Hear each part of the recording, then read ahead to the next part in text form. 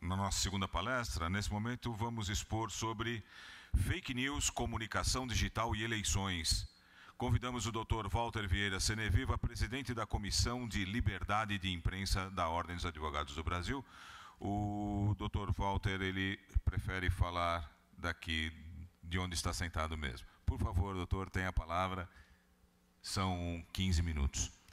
Obrigado, presidente. Na pessoa do meu dileto amigo e presidente Vitor Hugo e do nosso presidente Marcos da Costa, quero saudar a Advocacia de São Paulo por ter construído esse auditório que propicia, num momento muito importante e muito cabível, digamos assim, discutir como é que, no impacto da nossa vida como advogados e cidadãos, a tecnologia mudou e vai seguir mudando as nossas vidas.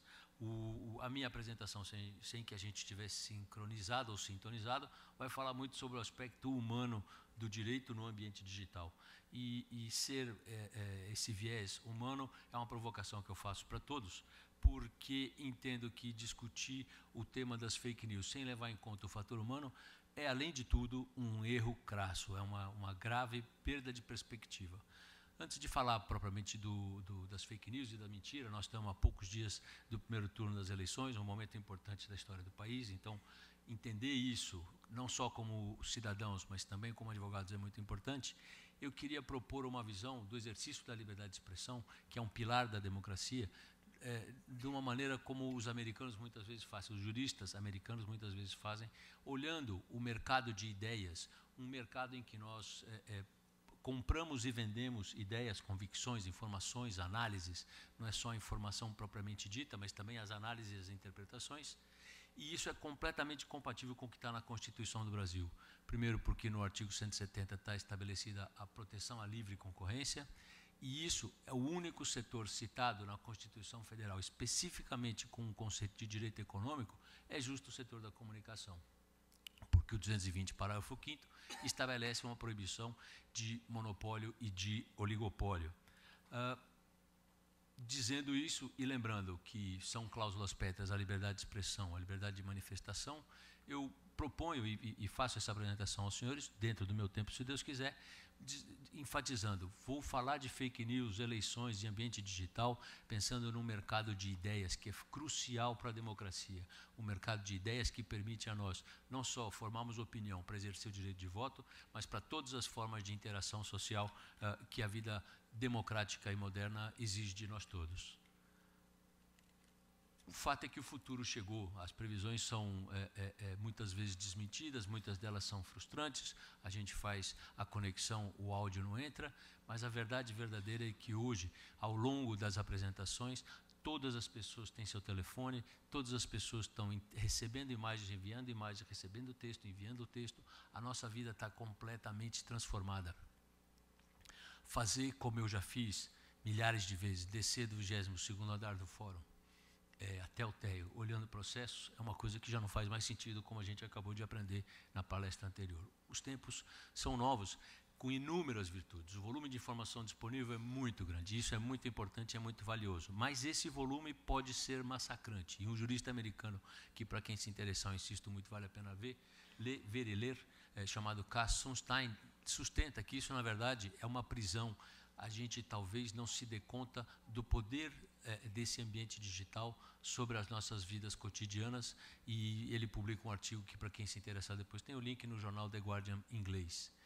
E mais grave, agora já falando de fake news, até o advento do mundo digital e até especificamente o advento da internet, os veículos de comunicação, que eram aquelas fontes onde nós buscávamos informação, análise, opinião, que viviam, portanto, de dar informações precisas, análises de qualidade e opiniões que nos parecessem relevantes, esse ambiente em que eu comprava o jornal porque ele era bom foi completamente transformado pelo ambiente digital, porque a estrutura de negócio, isso não é jurídico, isso não é tecnológico, isso é business, é negócio, é estrutura de negócio.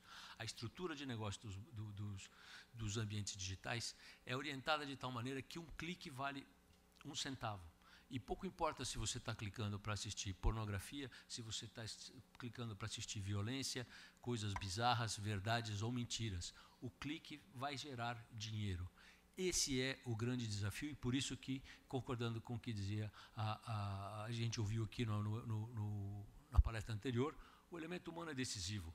Nós gostamos de conteúdos ruins, de conteúdos sobre os quais, se a gente for entrevistado, vai dizer, detesto isso. Mas a gente consome isso. E isso é medido segundo uma pesquisa, que também, de novo, para quem se interessar, está disponível o link aqui, uma pesquisa recente, deve ter sido publicada há uns 10 dias atrás, do MIT, o Massachusetts Institute of Technology, com milhões de notícias falsas que eles rastrearam, portanto, uma pesquisa de peso, uma pesquisa profunda e abrangente, e revela que não são os robôs que disseminam as falsas notícias. O que eles verificam é que somos nós mesmos, as pessoas que disseminam essas tais mentiras.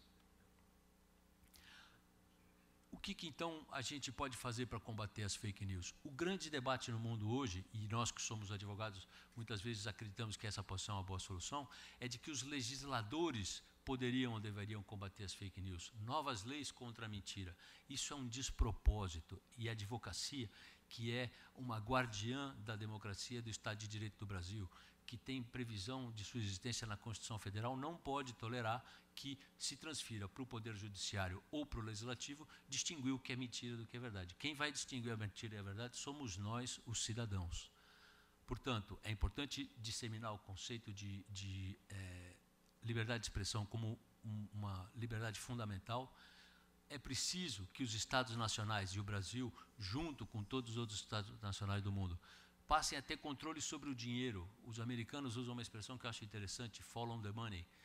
É preciso controlar o dinheiro e, para isso, tem uma ação direta de inconstitucionalidade da Ação Nacional de Jornais no Supremo Tribunal Federal. Ela está parada, não está sendo apreciada. Isso seria importante para garantir que quem fatura com os dinheiros nossos, de nós brasileiros, se sujeite às regras do Estado Nacional Brasileiro.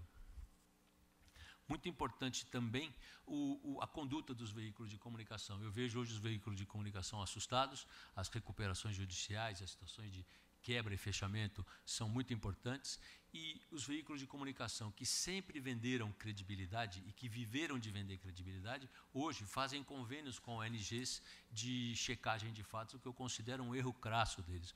Os veículos deveriam fazer era apurar eles mesmos.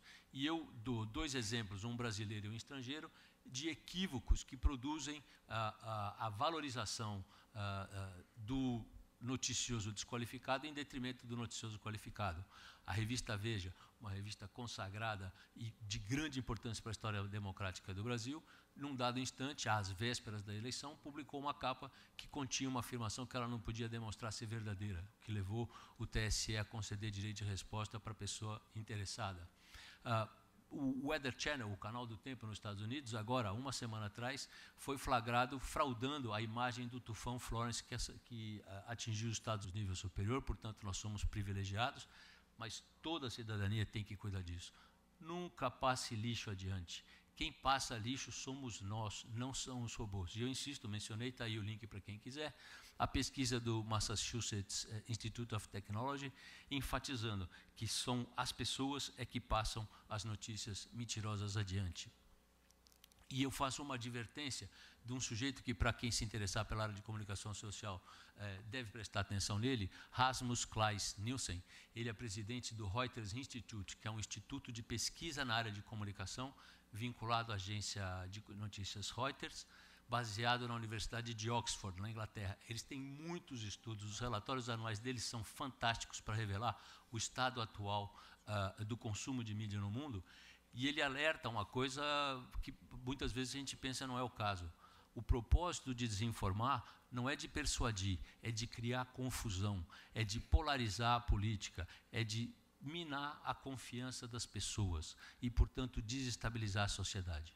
Então, quando nós temos, e muitos de nós temos, essa sensação de, nossa, está tudo tão difícil, está tudo tão perdido, não é porque a vida real esteja assim, é porque nós estamos sendo bombardeados com informações que criam essa sensação de insegurança. Nós não podemos passar a bobagem adiante, só nós podemos fazer esse trabalho. É chatíssimo, essa é uma característica mais aborrecida, digamos assim, da vida digital, mas é um fato. Quando a gente passa uma bobagem adiante, a gente está cumprindo essa profecia do Rasmus Klein, Klaes Nielsen, desculpe, de disseminar o pânico, a insegurança, o horror de uma maneira artificial. A gente pode treinar, e esse slide eu tenho que contar aos senhores, eu usei numa apresentação no Senado Federal, discutindo fake news e eleições, numa coisa que era feita para o público em geral. E eu propunha lá ao público, treine a checagem. Se você gosta de novela, preste atenção como as notícias sobre a novela são. Se você gosta de futebol, preste atenção sobre como as notícias do futebol são. Esse é um exercício que a gente tem que fazer para perceber quais são as fontes confiáveis e quais são as fontes não confiáveis. Uma outra coisa muito importante, vá buscar a informação fora do seu cercadinho, vá buscar a informação no campo inimigo. Eu brinquei naquele dia dizendo, se você é Flamengo, leia sobre o Vasco, e vice-versa. Se você é judeu, leia sobre o Islã, e vice-versa. E ainda propus uma dieta que eu quero dividir com os meus colegas advogados, nós como advogados, em qualquer dos ramos em que a gente vem atuar, somos cidadãos importantes e temos que estar inteirados do que se passa na sociedade. Acho cabível, então, sugerir uma dieta do que se você é um sujeito que tem um pensamento de esquerda, procure pensadores de direita. Se você é um sujeito de direita, procure pensadores da esquerda. Não porque você seja suscetível a mudar de opinião, mas justo ao contrário, para ampliar, enriquecer, expandir o seu conhecimento e a sua condição de tomada de decisão no mercado de ideias, que está agora, no dia 7 de outubro, diante de um momento muito importante para a história do Brasil, para a nossa história individualmente, como cidadãos e como advogados, e em que, eu acho felizmente, para muitos talvez seja infelizmente, os grandes atores, os grandes revolucionários que podem mudar o estado de coisas, somos nós individualmente, cuidando de não passar informação falsa adiante, de verificar o que vai acontecer e, segundo eu proponho na Comissão de Liberdade de Imprensa que eu presido e nos demais fóruns que eu participo, especialmente honrosamente com o presidente Vitor Hugo, defendendo que não se trata de um tema para mais intervenção estatal, se trata de um tema para exercício da cidadania. Então era isso, obrigado pela oportunidade, mais uma vez, professor, parabéns.